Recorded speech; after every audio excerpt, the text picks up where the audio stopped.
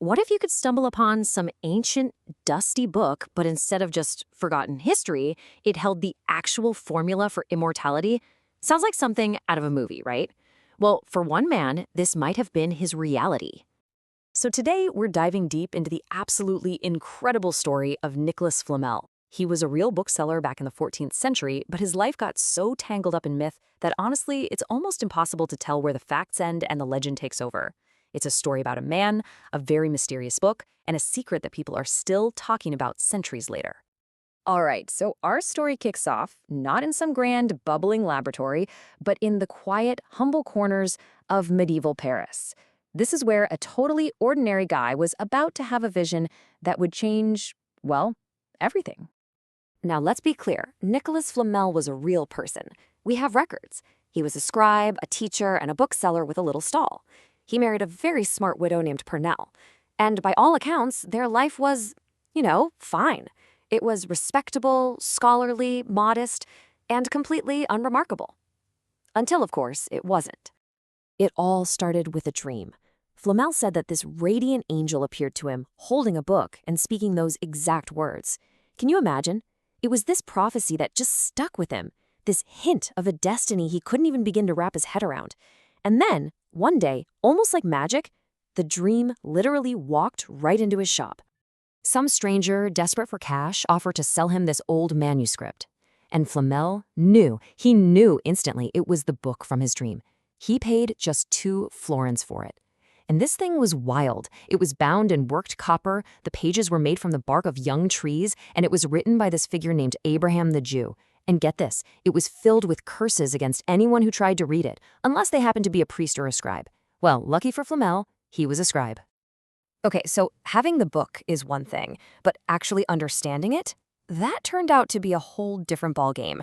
Flamel was now at the start of a journey that would eat up more than 2 decades of his life. It became this total, all-consuming obsession. 21 years. Just let that sink in. For over 2 decades, Flamel was completely devoted to cracking the code of this book. He'd make copies of the strange diagrams and show them to scholars all over Paris, hoping someone could give him a clue. But nope, most of them just laughed at him. He hit a dead end, again and again. The secret stayed locked tight. So after 21 years of getting nowhere, Flamel realized he couldn't do this alone. The book was written by a Jew, so he figured he needed the help of a Jewish scholar. He decided to go on a pilgrimage to Spain, which was actually the perfect cover story for his real mission. He searched and searched, but no luck. Totally discouraged, he finally gave up and started the long trip home. But you know how these stories go. Just when it felt like all hope was gone, a totally random encounter in a Spanish inn was about to change absolutely everything. This was it. This was the breakthrough he'd been waiting a lifetime for. So there he is at an inn, and he starts talking to this merchant, who then introduces him to an old Jewish scholar named Maestro Canches. Flamel, probably a little nervous, mentions the name from his book, Abraham the Jew. And the old man's eyes just light up. He knew the name. Abraham wasn't just anybody. He was a legendary master, and his book was basically the holy grail of lost texts. After all those years, Flamel had finally found his key. Maestro Canches was so thrilled that he agreed to go all the way back to Paris with Flamel to translate the whole thing. But the journey was just too much for him. The old scholar got sick, and he died in Orleans. He only managed to translate a few crucial pages for Flamel. It's just tragic, right? Flamel had the key, but his guide was gone right before they could unlock the final door. So, back in Paris, Flamel now had these pieces of the puzzle. He didn't have the whole picture, but he had a new understanding. He was ready for the final stage of his work. And what he was about to discover was way, way bigger than just turning metal into gold. For 3 more years, he and Purnell worked in total secret, but the few pages Maestro Canches had translated, they were enough. Then, one day, following the instructions from the book down to the letter, he performed the final step. He watched as half a pound of mercury in his little crucible shimmered and transformed into pure, solid gold. He had actually done it. The Philosopher's Stone was real. Seriously? What would you do if you could create unlimited wealth? You'd think a guy like Flamel would start living like a king, right? But he didn't. He and Purnell kept living their simple, modest lives. They used their incredible new fortune to build hospitals, fund churches, and help the poor. You see, the book didn't just teach him how to change metal, it changed him. The source material calls this the ultimate touchstone test. It's the one true sign of a person who has achieved real wisdom, a real master. And what is that sign? A genuine, practical lack of interest in being rich. Flamel's charity wasn't just him being a nice guy, it was the proof. It was the sign that his transformation was the real deal.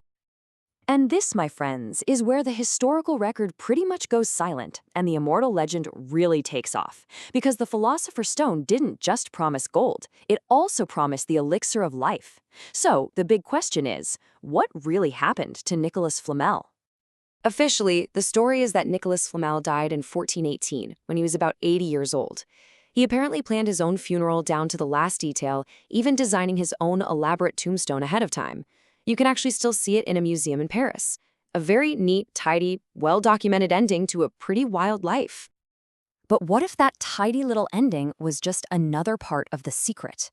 What if the funerals, the will, that fancy tombstone, what if it was all just an incredibly elaborate performance designed to let him and Purnell just vanish? The legend is fueled by some pretty wild clues. First, there are the rumors that when robbers broke into his tomb, they found the coffin was completely empty.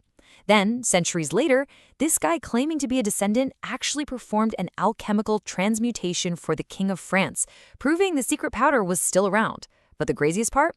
A traveler in the 1700s swore he met a philosopher in Turkey who told him that Flamel and Purnell never died at all. He said they were immortal and were living out their days in India.